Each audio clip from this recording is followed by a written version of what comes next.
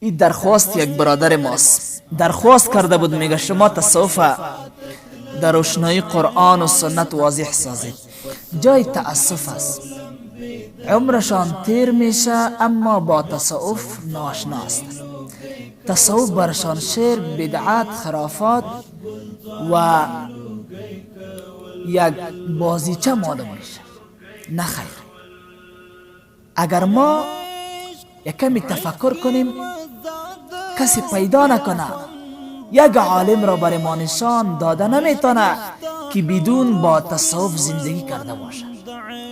عمل بدین، اخلاص در عمل، این میره تصوف میگه. میره بار بار برای شما نقل کردیم. و در قرآن تصوف به اصطلاح احسان و تزکیه به کار برده شده. واتبعوهم باحسان ان الله يحب المحسنين و یزکیکم.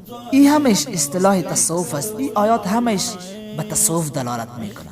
کسی که بینایش داشته باشه، کسی که انصاف داشته باشه، عناد، زد، کینه و حسد همراه اولیاء الله نداشته باشه، حقیقت برای مردم آشکار است، از حقیقتشون پوشی میکنن.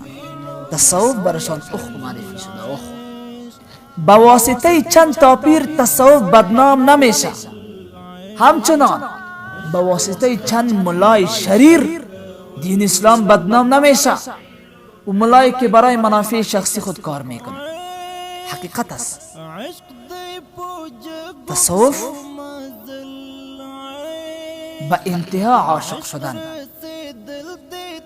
چنانچه شیخ عبدالقادر جیلانی رحمه الله تصوف را تایش به توبه معرفی میکنه، و صوتش به صفایی، واوش به وفا، به عهد که الستو بربکم، وفایش به فنا فی الله، فنا فی رسول، فنا فی شیخ، که فنا فی شیخ تو را به فنا فی رسول میرسانه، فنا فی رسول تو را به فنا فی الله. اعتراض میشه که فنا فی رسول، فنا فی شیخ، فنا فی رسول، فنا فی الله، میگه این معنایش چی است؟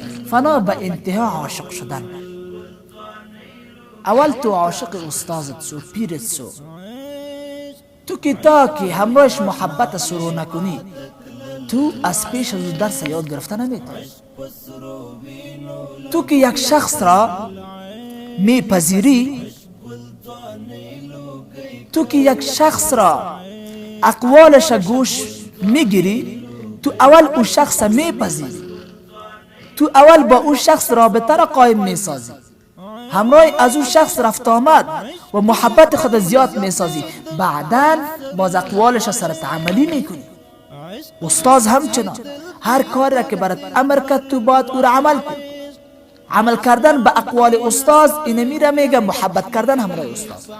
هر کاری را که استادت میگه تو هم انجام بده، اما استادت مخالف شرع نباشه، پیرت مخالف شرع نباشه. بس امروز از نام پیرم استفاده میکنن که از نام استادم استفاده میکنن. پس در اینجا بسیار دقیق باشید.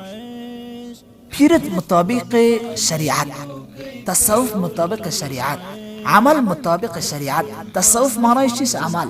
عمل که مطابق شریعت باشه بس کار موجود است. طریقت و شریعت هر دوش لازم و منظوم است. علم ظاهر که ما مصدرش سعی کنیم زهره میگه پشت.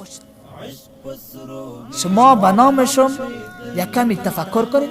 و علم باطن شکم میگه ظاهر، ظاهر باطن.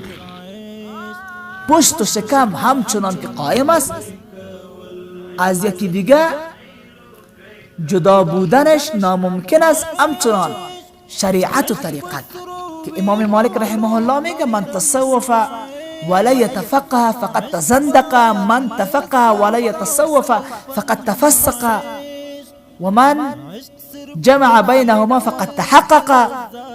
پس اینمی به می دلالت میکنه تصوف کدام شا خودم نداره. فنا را براتان تعریف میکنم. فنا به انتها عاشق شدن.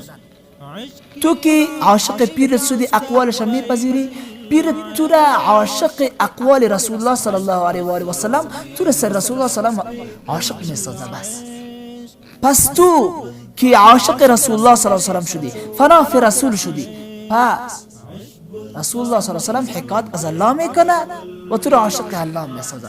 تو باز به مزه توحید اونجا میفهمی که تو صوفی شدی.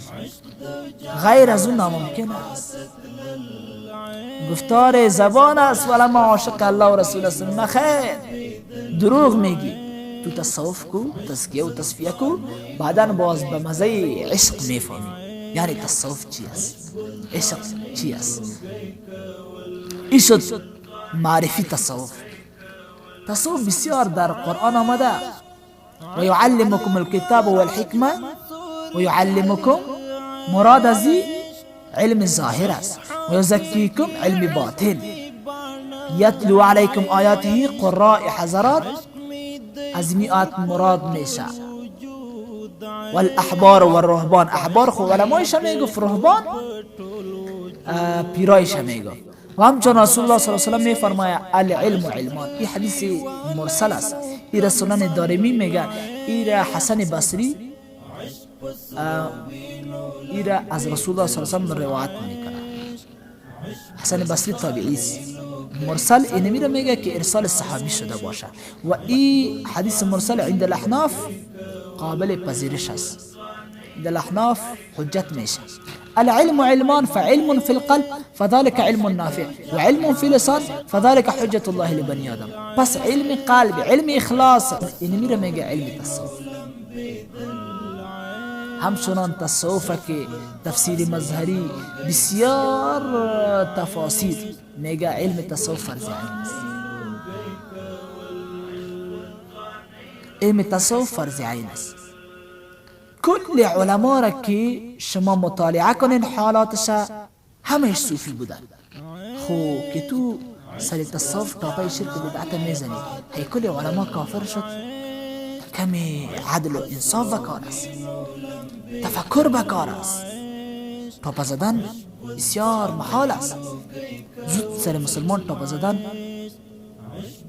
یہ باز روز قیامت از پیش شما پرسان میشه. لا یرمی رجل بالفسوق ولا یرمیه بالکفر الا ارتد علیه و ان لم یکن صاحب کذالک. پس تو میفتی تاپید